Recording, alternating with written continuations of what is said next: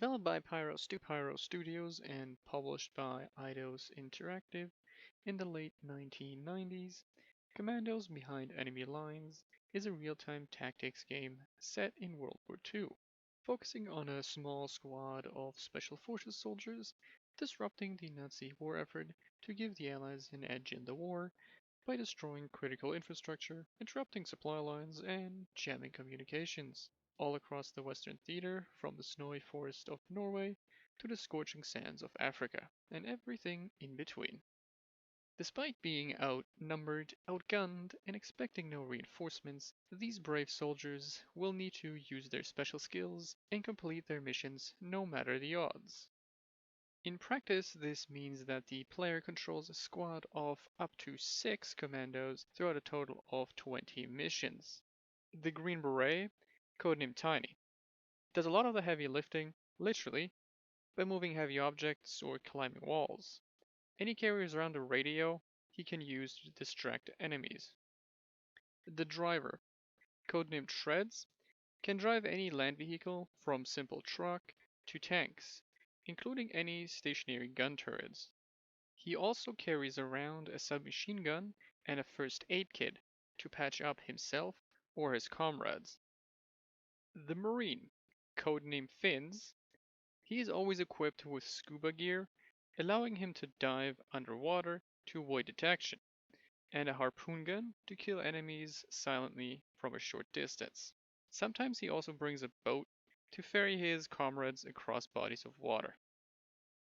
The Sniper, codenamed Duke, using his trusted sniper rifle, he's able to kill enemies silently from a long distance, being only limited by the amount of bullets available to his rifle.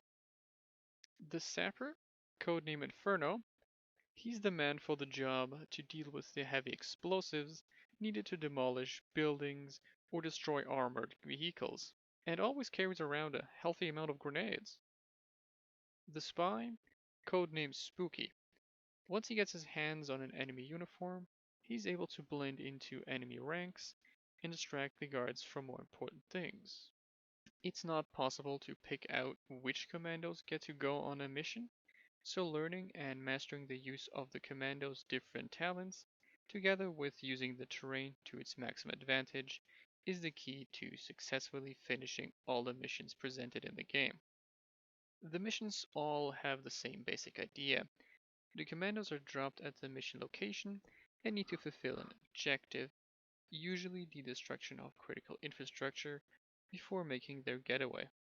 How to accomplish the mission's objectives is more or less left up to the player to figure out, with only some basic pointers given during the mission briefing, though there is rarely only one method of dealing with any given situation.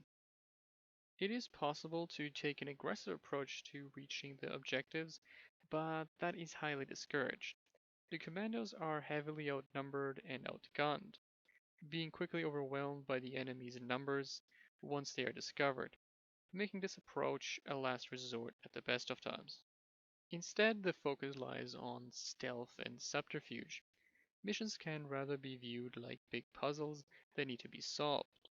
Enemies have sight cones that are blocked by solid objects and are split into two portions, near sight and far sight. Commandos will be spotted in the far portions only if they're standing up, letting them avoid detection by going prone onto the ground. Guards will also react to noise from gunshots or explosions and follow new footsteps in the snow. Some guards will leave their postings to investigate suspicious things, while others will not move from their post under any circumstance.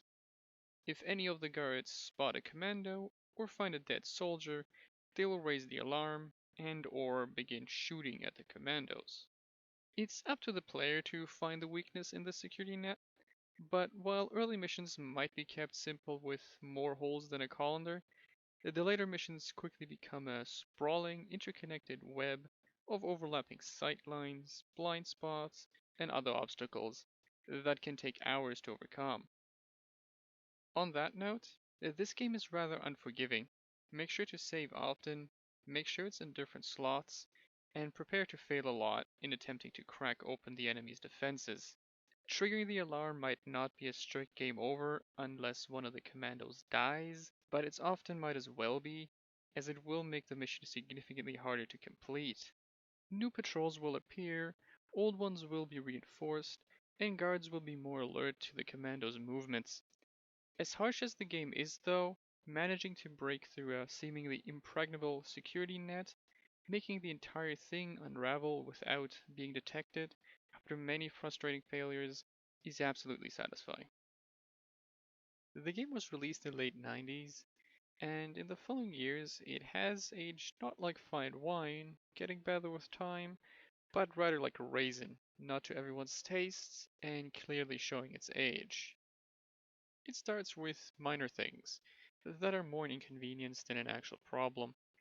Levels are accessed through a password system instead of a level select screen, limited save slots, the resolution being capped at 1024 by 768, though the more significant problems are presented by the visuals. While not bad for the time and actually still somewhat holding up due to not relying on early 3D graphics, the problem comes from the game being set up on a flat 2D plane that can't be rotated. The game is making it hard to judge the exact shape or size of many objects at a glance. It's even worse with elevation changes. Usually guards do not see things on higher or lower elevations, but only if the change in elevations is big enough. Unfortunately, the tool used to check enemies' view range does not work properly with the elevation change, making figuring out what a guard on a tower can actually see often trial and error. This is not helped by how the vision cone of a guard can shrink or expand while the guard looks around, making it difficult to estimate how far an enemy can actually see without checking and remembering the view cone of every guard, with low resolution textures doing the rest, causing both commandos and enemy soldiers to blend into the background. Intentional or not, it can make spotting enemies a pain, especially on roads or other gray backgrounds. Add to all this that when guards spot a commando, they will instantly identify them as an enemy, no matter how far away they might be or how narrow the gap between objects, resulting in either the commando being shot or the alarm being triggered, and the game quickly starts feeling frustratingly difficult. Having to reload the game because the edges of a guard's sightlines were ill-defined, or an object did not actually block an enemy's view, is fun for only so long before it starts feeling that it's the game's fault for not working out, true or not. So while the game is clearly showing its age by now, it deserves credit for popularizing a specific niche of tactical stealth games and starting to develop many of the gameplay staples of this subgenre. Even though other games have come out over the years that have improved on the formula, it's still worth a look, at least from people that enjoy real time tactics gameplay and are looking for a new challenge, or are curious where this particular niche of games got their start. For people new to the genre, it will not be a good entry point due to the unforgiving gameplay, making it hard to get into if not already familiar with the concept. It got some features that are kind of neat. The knapsack's somewhat impractical for checking how many grenades are left, but it looks cool. Or being able to hide bodies in fuel barrels, and all the Nazis speaking German are nice touches that give the game some character. There are also some gameplay mechanics that are a bit amusing when thinking about it. Only one of the six Special Forces soldiers can drive a truck.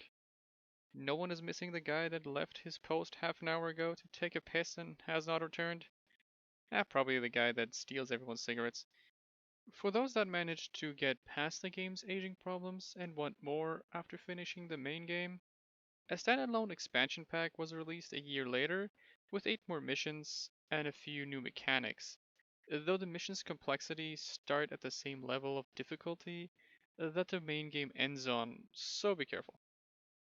One more thing that needs to be mentioned is the multiplayer. The most charitable description would be to say that it exists. The idea is pretty neat.